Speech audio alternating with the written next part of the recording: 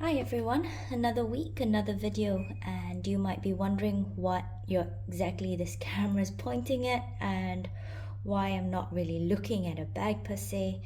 And in truth, it's really because it's been a long week and I've just run out of ideas for bag content. So I might just have a look through other YouTube content to see what else I can talk about in respect of my bag collections, because showing you different bags each week is not, you know, not the most exciting of things, is it? So anyway, whilst I think of new content, I thought I'd just quickly show you something else that's very dear to my heart. A few weeks ago, I showed you some new additions to my MS tableware collection. This week I thought I'd just change it up a bit and show you what I've collected so far on my dior tableware.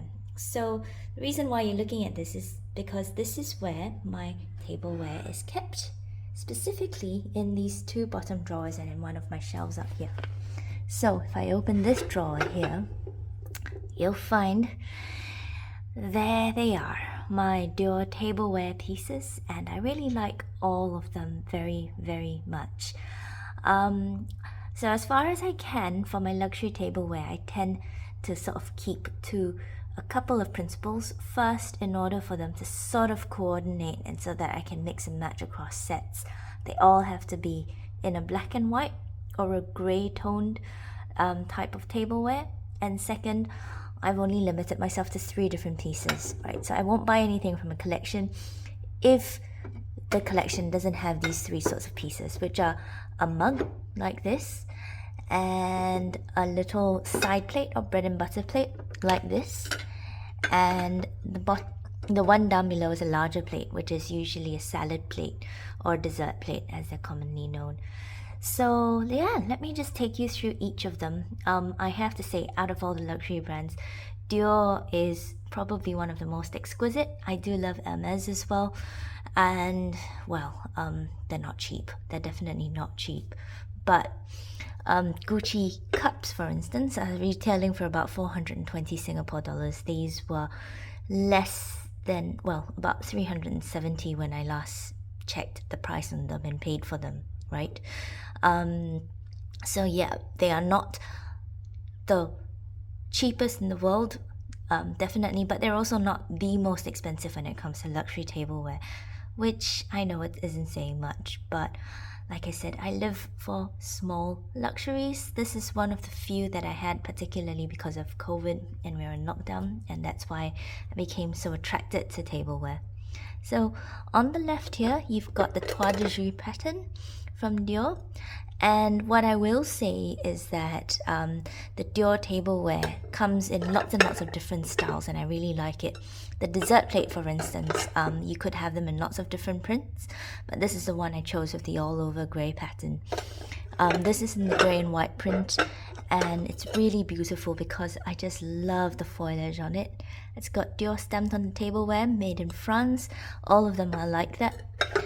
And the mug is really beautiful. It's very weighty as well, which is what I love, right? So you've got a tiger here. I just think the detail is really nice, and you've got that bull with the snake printed on the back.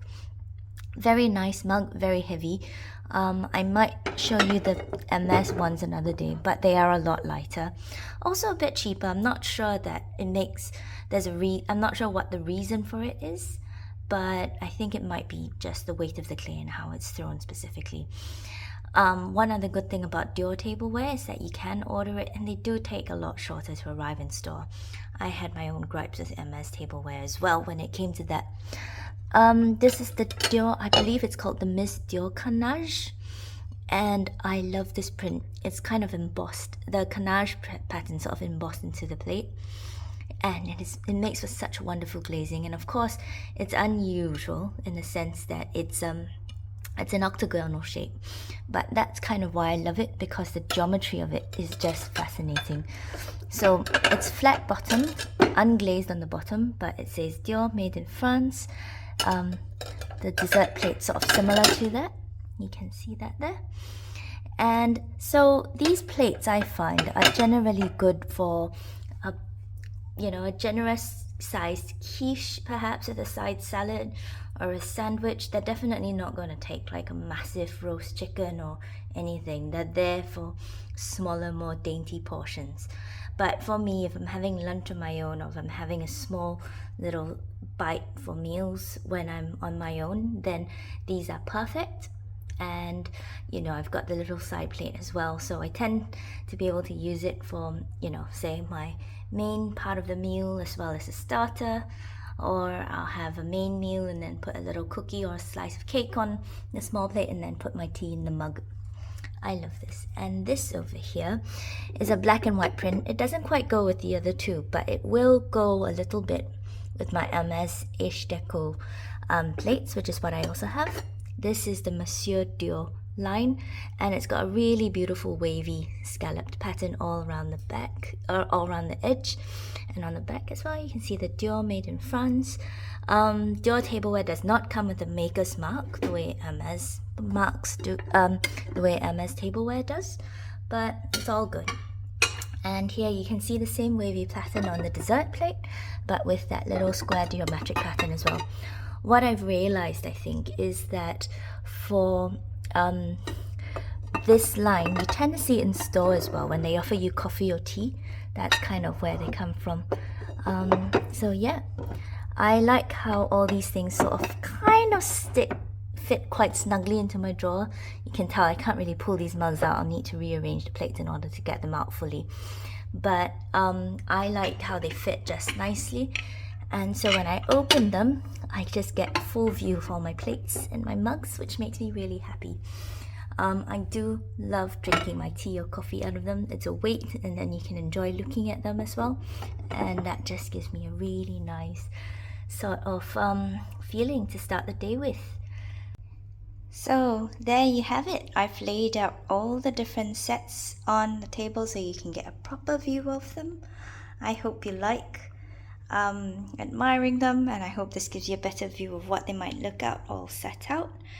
And I just like how they all look. So like I said, the plan is, if I have guests over, I have 2 sets of each of these patterns, and I've limited myself to the dessert plate, the side plate, and the mug. But you know, hopefully that allows me to change out or mix and match some of these things for larger groups of people, right? Another reason why I do this is also I'm paranoid that I'll break a piece. And of course, if I buy a set of 8, you know, that's a lot. That would create a lot more pain and annoyance than if I were to break one piece in a set where I had a pair of everything, right?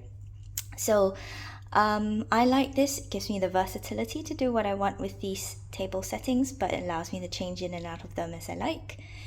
And yeah, I hope that you found this useful. Just for reference, this is my palm and that's the plate. So yeah, the small plates will fit a good sized slice of cake or tart, like a normal sized one, or a tiny quiche. The larger ones will be for your lunchtime. I think for lunchtime portion, these are more than adequate.